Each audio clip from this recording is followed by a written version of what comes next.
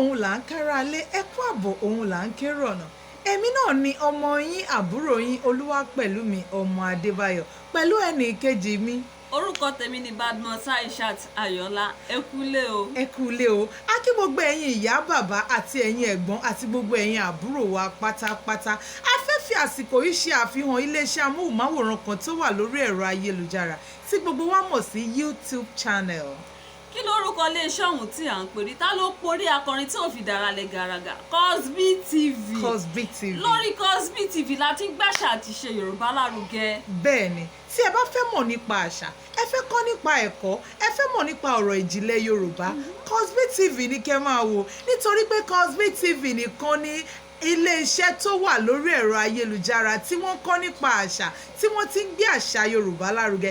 Ẹ má gbàgbé wípé àṣà àti ìṣe Yorùbá ìgbélárugẹ tó dára jù ní ilẹ̀ adúláwọ̀ ni. Ẹ ṣé tí ẹ̀ ń wò wá. Ẹ ṣé tí ẹ̀ ń tẹ́tí sí wa. Ó dìgbà.